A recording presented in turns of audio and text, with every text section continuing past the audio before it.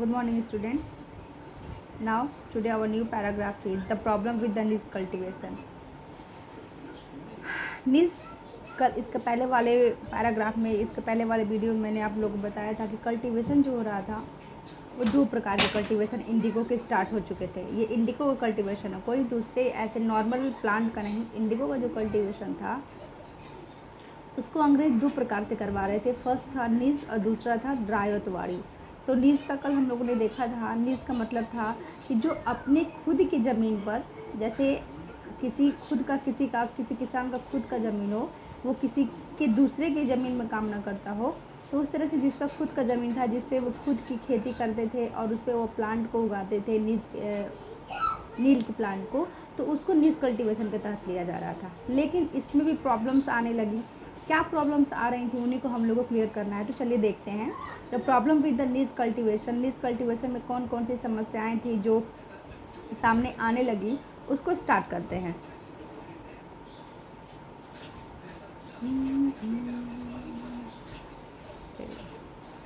The planters found it difficult to expand the area under niche cultivation.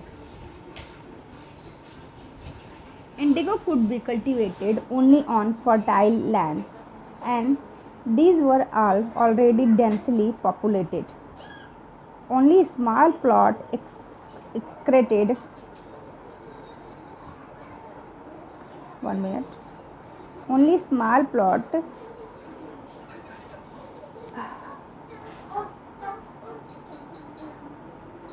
scattered over the landscape could be acquired. Planters needed large area in compact block to cultivate indigo in the plantation. Where could they get such land from? They attempted to learn in the land around the indigo factory and evict the peasants from the area, but this always led a conflict and tension. चलिए देखिए, इसको हम समझते हैं कि problem क्या आ रही थी। तो जो नीज कल्टीवेशन में जो बागान मालिकों को निज खेती का क्षेत्रफल फैलाने में मुश्किलें आ रही थी। ठीक है, जैसे जो भी मान लीजिए कि हमारे पास 1 हेक्टेयर 1.5 हेक्टेयर जो भी ज़मीन है, तो अब उसमें फ़ायदा तो हो रहा है, और उस फ़ायदे में लेकिन हम चाहते हैं कि अपने बागान को और हम फैला रहे हैं। तो मेरे पास तो अपनी खुद की ज़मीन भी अब नहीं है, तो हम उसको कैसे फैलाएं। तो निज कल्टीवेशन में जो प्लांटेशन था उसको एक्सपेंड करने में प्रॉब्लम्स आ रही थी। नील की खेती केवल, और जो भी ये नील की खेती हो रही है वो सिर्फ उपजाऊ जमीन फर्टाइल लैंड पे ही की जा सकती थी, अदर किसी लैंड पे तो उसकी खेती हो नहीं सकती थी। और ऐसी ज़मीनों पर आबादी पहले से ही बहुत ज़्यादा बस चुकी थी। ठीक है, क्योंकि नील की खेती के लिए अच्छी खासी फर्टाइल लैंड की ज़रूरत थी, और गाँवों में ऐसे जगहों पर पहले से ही लोग रह रहे थे। यहाँ वहाँ छोटे मोटे खेत उनके हाथ लग पाते थे, यानी जो नीज कल्टीवेशन वाले थे उनको छोटा छोटा प्लॉट ही मिलता था। ठीक है, जबकि नील की खेती के लिए वो लोग एक बहुत बड़ा प्लॉट चाहते थे, जिससे कि वो अधिक फसल को उगाएं और अधिक मुनाफा कमा सकें। और इस तरह की जो भी ज़मीनें थी वो कहाँ से उनको मिल सकती थी, क्योंकि उनके पास तो खुद की ज़मीन नहीं थी, क्योंकि वो नीज कल्टीवेशन कर रहे थे। इसलिए उन्होंने नील की फैक्ट्री के इर्द गिर्द पट्टे की ज़मीन लेने की प्रयास शुरू कर दिया। यानी पट्टा पे जो ज़मीन लिया जाता है ना, जहाँ पे वो नील की खेती कर रहे हैं, तो वहाँ पे इर्द गिर्द वो पट्टे की ज़मीन लेने की कोशिश करने लगे ऐसे किसान, और वहाँ के किसानों को हटवा दिया जो पहले से वहाँ पे काम कर रहे थे, क्योंकि वो नील का कल्टीवेशन नहीं कर रहे थे। वो तो अपना घर का अनाज या फिर घर को खाने के लिए जो भी चीज़ें थी वो उगाते थे।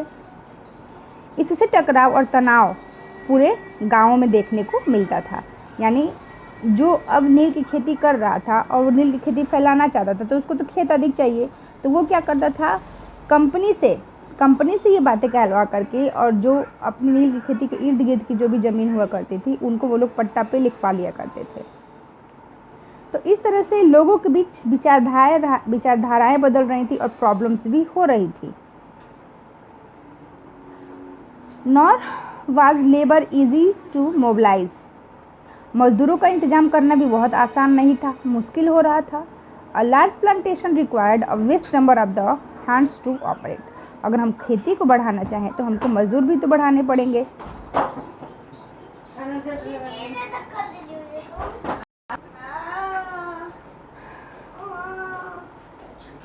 Now a large plantation required a vast number of the hands to operate, and labor was needed preciously at a time when peasants were usually busy with their rice cultivation. जैसे हमने आप लोग को बताया कि अगर हम ज़मीन को बढ़ाते हैं तो ज़मीन में खेती करने के लिए हम लोग को लेबर भी तो बढ़ाने पड़ेंगे, बहुत सारे हलों की ज़रूरत, बैलों की ज़रूरत पड़ेगी, ठीक है। और एक अगर हम बात करें तो जिस समय नील की खेती हो रही है, नील की खेती के समय ही जो मज़दूर हुआ करते थे वो उसी समय दूसरे किसान की खेती जैसे धान की खेती में व्यस्त हो जाते थे, तो लेबर की भी बहुत कमी हो रही थी, ठीक है। आगे देखते हैं। नीज cultivation on a large scale also required many plough and bullock. जैसे मैंने अभी आपको बताया कि नीज कल्टिवेशन में बहुत ज़्यादा बैलगाड़ी की ज़रूरत, बैल की ज़रूरत, ठीक है, बहुत सारे हलों की ज़रूरत पड़ रही थी। 1 bigha of indigo cultivation required 2 प्लो। अगर हम एक बीघे किसी बागान के मालिक के पास अगर 1 बीघा ज़मीन है तो उसे 2000 हलों की ज़रूरत पड़ती थी। सोचिए आप, 1 bigha of indigo cultivation required 2 plough. This meant that a planter with 1000 bigha would need 2000 plough. यानी अगर किसी 1 मिनट, अगर किसी बिना 1 बीघा नील की खेती के लिए 2 हल चाहिए होते थे, और इसका मतलब यह था कि अगर किसी बागान के मालिक के पास 1000 बीघा ज़मीन है तो उसे 2000 हलों की ज़रूरत पड़ती थी। 1 बीघा के लिए, 1 बीघा नील की खेती के लिए 2 हल, तो 1000 बीघा के लिए 2000 हलों की ज़रूरत पड़ती थी। Investing on purchase and maintenance of the plow was a big problem, nor could supplies be easily got from the peasant since their plow and the bullock were busy on their rice field, again exactly at the time that the indigo planter needed them. हलों को खरीदना और उनकी रख रखाव करना भी तो बहुत समस्या का कारण बन चुका था। इतने हल को कोई कहाँ रखेगा, कहाँ खरीदेगा, किससे रख रखाव रखेगा।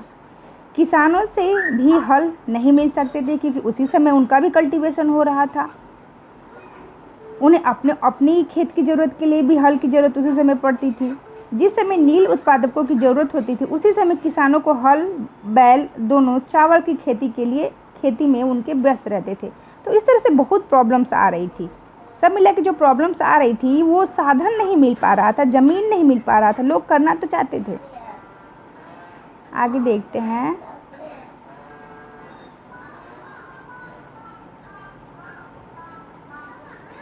Till the late 19th century, planters were therefore reluctant to expand the area under niche cultivation. Less than 25% of the land producing indigo was under this system. The rest was under an alternative mode of the cultivation, the rayoti system.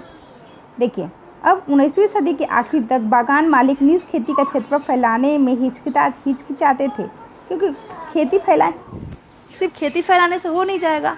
क्योंकि उनको तो इन सारी समस्याओं का भी हल करना है। ये सारी चीज़ें रहेंगी तब ना वो खेती को पूरा अच्छे तरह से कर पाएंगे।